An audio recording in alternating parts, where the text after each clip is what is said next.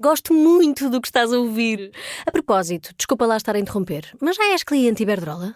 Como não? Então tens de ouvir antes isto. Quem fica na Iberdrola ganha mais. Descontos, vantagens, ofertas e só por aderir ganha 100 euros. Se a poupança e a energia verde também são música para os teus ouvidos, liga 800 500 500. Iberdrola.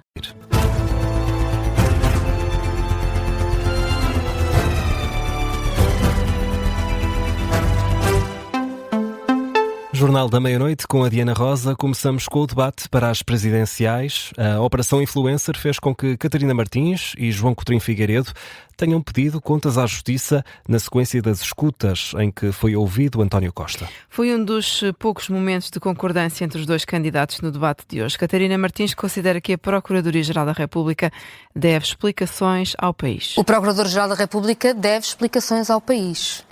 Este caso é um caso muito grave, não é o único, ou seja, eu acho que causa o natural alarme por estar em causa um ex-primeiro-ministro e por estar em causa um processo que até determinou de alguma forma a queda de um governo e, portanto, as pessoas estão mais atentas, mas a verdade é que nós temos vindo a ter sucessivos casos gravíssimos na justiça portuguesa.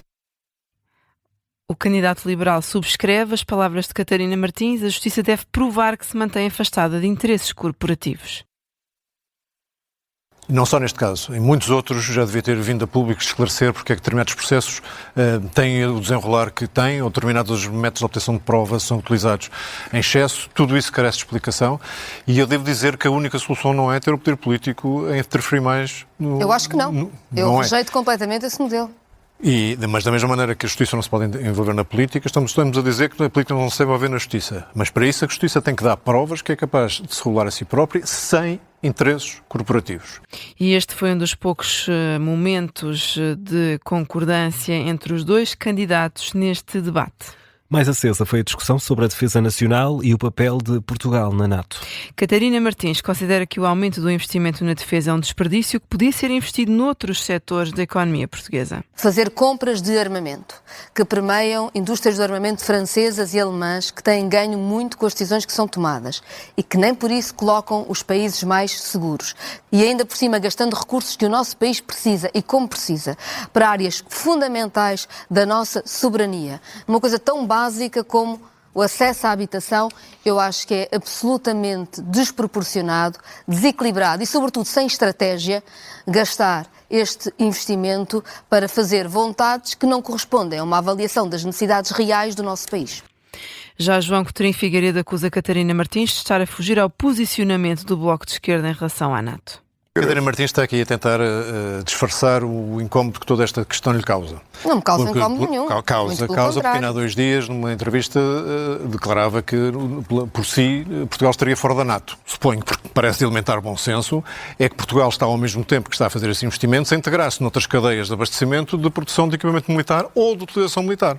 Portanto, Portugal tem que estar integrado e, nesse sentido, sim, parece-me boa ideia e parece-me que a NATO é, de facto, a nossa garantia de defesa única. São os destaques do debate de hoje para as presidenciais que juntou Catarina Martins e João Coutinho Figueiredo. E amanhã, depois do Jornal das 9, é Catarina Martins, a candidata apoiada pelo Bloco de Esquerda às presidenciais, que vai estar em entrevista na Rádio Observador, no Subescuta, com os jornalistas Miguel Pinheiro, Rui Pedro Antunes e Mariana Lima Cunha. Seguimos agora, Diana, com uma nova sondagem para as presidenciais, que coloca Marcos Mendes em primeiro lugar e depois há um empate técnico entre outros 4 candidatos. António José Seguro, Henrique Gouveia Melo, André Ventura e João Coutinho Figueiredo, que aqui ouvíamos há pouco. É o estudo divulgado pela Euronews. Marcos Mendes surge em primeiro nesta pesquisa com 16,9% dos votos e depois os outros 4 candidatos andam ali todos muito perto dos 13%, com diferenças de poucas décimas. António José Seguro, por exemplo, tem os 13%, aparece em segundo lugar, seguido de Gouveia Melo com menos 3 décimas, André Ventura com 12,6% e João Coutinho Figueiredo com 12,2%. Ou seja, estes 4 candidatos praticamente empatados, bastante distanciados. Surgem Catarina Martins, que há pouco debatia aqui com João Coutinho Figueiredo, reúne 2% das intenções de voto, seguida de António Filipe e Jorge Pinto, com menos expressão. Foi entregue no posto da GNR de Carvalhos a bebé desaparecida em Vila Nova de Gaia. De 4 meses, esta bebé tinha sido retirada pela mãe do internamento de pediatria do Hospital de Gaia na quarta-feira. Foi entregue hoje ao final da tarde à GNR. A criança foi encaminhada para um hospital para ser observada. De acordo com a ULS Gaia Espinho, foi aberto um inquérito interno, uma vez que foram contornadas as medidas de segurança pela mãe da menina, que desapareceu. Tinha sido entregue a uma família de acolhimento no mesmo dia em que foi levada.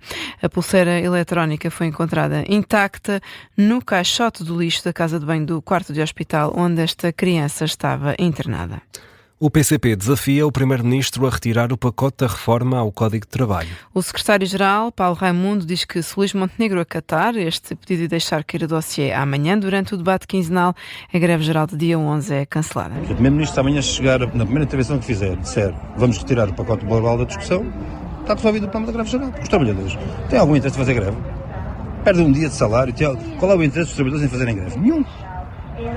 E, portanto, não é pelos trabalhadores que há greve. O que é pelo pacote laboral do Governo. Isto no mesmo dia em que o Ministro da Presidência, António Leitão Amar, disse que o Governo se mantém aberto a negociar. Da nossa parte, a mesma disponibilidade negocial de sempre, a mesma dificuldade de compreender um exercício de alguns que prejudicará a concretizar-se milhões, dificuldade em compreender como, perante uma disponibilidade negocial tão grande do Governo sobre um anteprojeto, haja um movimento que pode afetar tantos portugueses.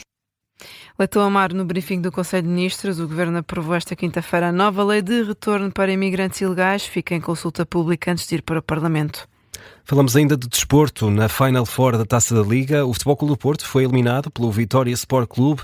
Os Dragões perderam em casa por 3-1, Diana. É a primeira derrota dos azuis e brancos em competições nacionais esta época. O treinador dos Dragões, Francesco Farioli, admite que a equipa teve muitos erros durante o jogo. Acho que fizemos de tudo, pelo bem e pelo mal. Não são os resultados que esperávamos. Tentámos de tudo para voltar ao jogo, mas tivemos muitos erros. Temos de mudar de página no jogo de domingo. Já o treinador do futebol do Vitória Sport Clube, Luís Pinto, fala numa equipa que demonstrou capacidade e maturidade frente ao 11 do Porto. Numa equipa tão jovem como a nossa, acho que é mesmo importante nós termos os pés assentes na terra e perceber que o que fizemos aqui hoje foi fantástico, demonstrou maturidade, capacidade, ainda para mais iniciamos o jogo a perder na casa de um adversário que 2 golos sofridos, salvo erro, em casa, por isso demonstra bem aquilo que nós fomos capazes de ser, mas foi hoje e nós temos que ser consistentes nessa maturidade. Luís Pinto, treinador do Vitória Sport Clube, depois de vencer o Futebol Clube do Porto no Estádio do Dragão, a equipa segue assim para as meias finais da Taça da Liga, tem encontro marcado com o Sporting na Final Four em Leiria. E amanhã voltamos a ter um dia muito marcado pelo desporto. Temos uma emissão especial do sorteio do Mundial de Futebol, que acontece já no próximo ano, 2026. Vamos ficar, no fundo, a conhecer os destinos da seleção nacional, saber quais são os adversários. Sorteio que arranca depois das 6 da tarde. E depois, emissão especial de desporto para acompanhar o derby eterno entre Benfica e Sporting. A emissão começa depois das 7 da tarde e depois segue com um relato aqui em direto.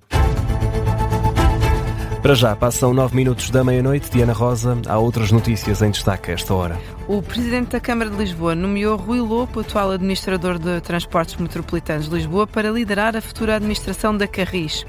Numa nota enviada à luz, o Executivo Carlos Moedas fala numa escolha clara, define Rui Lopo como um gestor com provas dadas no setor da mobilidade e que melhor defende o futuro da empresa. A nomeação da nova administração surge na sequência do descarrilamento do elevador da Glória, que resultou em 16 vítimas mortais. A Ucrânia recusa um apaziguamento com a Rússia e diz que quer uma paz verdadeira. Andriy Sybiha, ministro dos Negócios Estrangeiros da Ucrânia, compara a situação atual no país com a entrega de terras à Alemanha pelos aliados para tentar parar as ambições territoriais de Adolf Hitler. O diplomata ucraniano afirma que a Europa teve demasiados acordos de paz injustos no passado, todos eles apenas conduziram a novas catástrofes. Ainda neste conflito, Putin garante que o Donbass vai fazer parte da Rússia, mesmo que seja à força. O presidente russo avisa que as tropas ucranianas têm de se retirar dessa região do leste, quer queiram, quer não.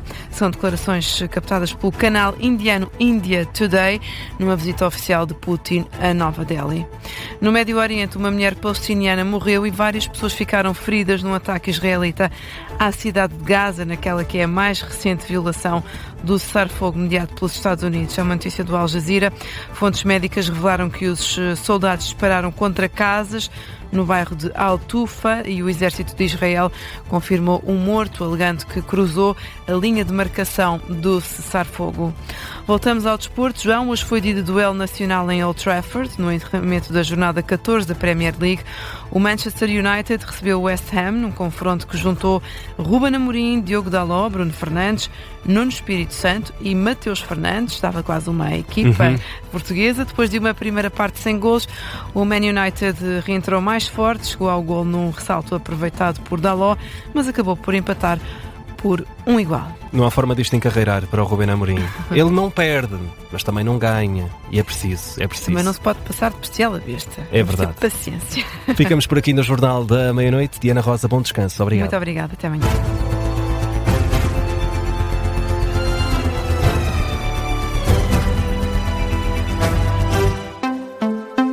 Gosto muito do que estás a ouvir. A propósito, desculpa lá estar a interromper, mas já és cliente Iberdrola? Como não? Então tens de ouvir antes isto. Quem fica no Iberdrola ganha mais. Descontos, vantagens, ofertas e só por aderir ganha 100 euros. Se a poupança e a energia verde também são música para os teus ouvidos, liga 800 500 500. Iberdrola.